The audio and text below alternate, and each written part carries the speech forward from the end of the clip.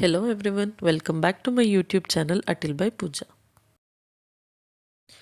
ಈಗ ಎಲ್ಲಿ ನೋಡಿದ್ರು ಹಲಸಿನ ಸೀಸನ್. ಸೊ ಈ ಹಲಸಿನ ಸೀಸನಲ್ಲಿ ಈ ಥರ ಒಂದು ಹಲಸಿನ ಗಟ್ಟಿ ಮಾಡಿಲ್ಲ ಅಂದರೆ ಹೇಗೆ? ಸೊ ಇವತ್ತು ನಾನು ನಿಮಗೆ ಸಿಂಪಲ್ಲಾಗಿ ಹೇಗೆ ಮನೆಯಲ್ಲೇ ಹಲಸಿನಕಾಯಿ ಗಟ್ಟಿನ ಮಾಡ್ಕೋಬೋದು ಅಂತ ತೋರಿಸ್ತಾ ಇದ್ದೀನಿ.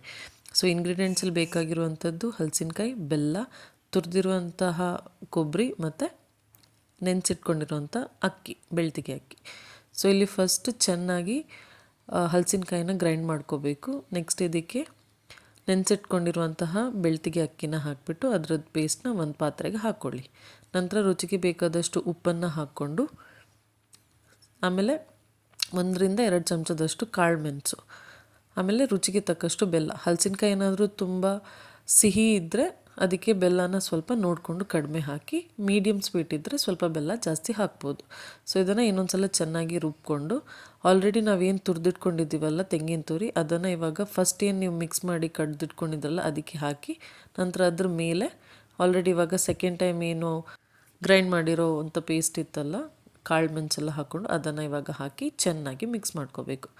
ನೆಕ್ಸ್ಟ್ ಈ ಪ್ರೊಸೀಜರ್ ಏನು ಅಂತ ಹೇಳಿದರೆ, ಇವಾಗ ಗಟ್ಟಿನ ಕಟ್ಟೋಕ್ಕೆ ನಮಗೆ ಬಾಳೆ ಎಲೆ ಬೇಕು. ಸೊ ಅದನ್ನು ಹಾಗೆ ಫೋಲ್ಡ್ ಮಾಡಿದ್ರೆ ಅದು ಒಡೆದೋಗುತ್ತೆ.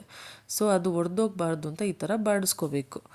ಗ್ಯಾಸ್ ಸ್ಟವಲ್ಲಿ ನೀವು ಇದನ್ನು ಚೆನ್ನಾಗಿ ಸ್ಲೋ ಆಗಿ ಬಾಳೆ ಎಲೆನ ಈ ಥರ ಸ್ಟವ್ ಮೇಲೆ ಹರಡ್ಕೊಂಡು ಅದನ್ನು ಬಾಡಿಸ್ಕೋಬೋದು. ಈವನ್ ಆಗಿ ಅದನ್ನು ರೊಟೇಟ್ ಮಾಡ್ತಾ ಇರಬೇಕು. ಆವಾಗ ಬ್ಯಾಲೆನ್ಸ್ ಆಗಿ ಎಲ್ಲ ಕಡೆನೂ ಅದು ಚೆನ್ನಾಗಿ ಬಾಡೋಗುತ್ತೆ. ಇಲ್ಲಿ ಒಲೆಯಲ್ಲಿ ನಾವು ಹಲಸಿನಕಾಯಿ ಗಟ್ಟಿ ಮಾಡ್ತಾಯಿದ್ದೀವಿ. ನಾವು ಮನೇಲಿ ಮಾಡೋದಾದರೆ ನಾರ್ಮಲಾಗಿ ಗ್ಯಾಸ್ ಸ್ಟವಲ್ಲಿ ಸ್ಟೀಮರ್ ಇಟ್ಕೊಂಡು ಮಾಡ್ಕೋಬೋದು.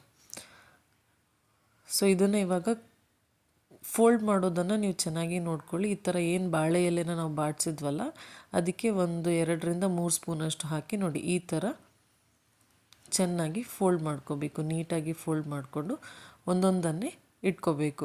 ಸೊ ಒಂದು ವೇಳೆ ಏನಾದರೂ ನೀವು ಬಾಳೆ ಎಲೆನ ಬಾಡಿಸಿಲ್ಲ ಅಂತ ಹೇಳಿದರೆ ಈ ಟೈಮಲ್ಲಿ ಅದು ಒಡೆದೋಗಿ ಅದು ಲೀಕ್ ಆಗೋ ಚಾನ್ಸಸ್ ಇತ್ತು.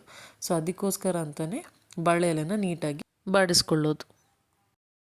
ಇಲ್ಲಿ ನೀವು ನೋಡ್ಬೋದು ಯಾವ ರೀತಿ ಸ್ಪೇಸನ್ನು ಬಿಟ್ಟು ಸ್ಟೀಮ್ ಮೇಲೆ ಬರೋ ಥರ ಗಟ್ಟಿನ ಪ್ಲೇಸ್ ಮಾಡಿದ್ದೀವಿ ಅಂತ. ಸೊ ಇದಾಗ ಮುಚ್ಚಲನ್ನು ಮುಚ್ಚಿ ಚೆನ್ನಾಗಿ ಒಂದು 45-50 ನಿಮಿಷಗಳ ಕಾಲ ಬೇಯಿಸ್ಕೋಬೇಕು.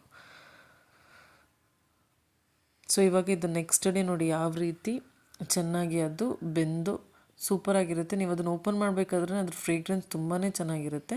ನೀವು ಇದನ್ನು ತುಪ್ಪದ ಜೊತೆ ಅಥವಾ ಜೇನುತುಪ್ಪದ ಜೊತೆ, ಚಿಕನ್ ಗಸಿ, ಫಿಶ್ ಪುಳಿ ಮುಂಚೆ ಜೊತೆನೂ ತುಂಬಾ ಚೆನ್ನಾಗಿರುತ್ತೆ. ಒಬ್ಬೊಬ್ಬರು ಒಂದೊಂದು ಥರ ಮಾಡ್ತಾರೆ.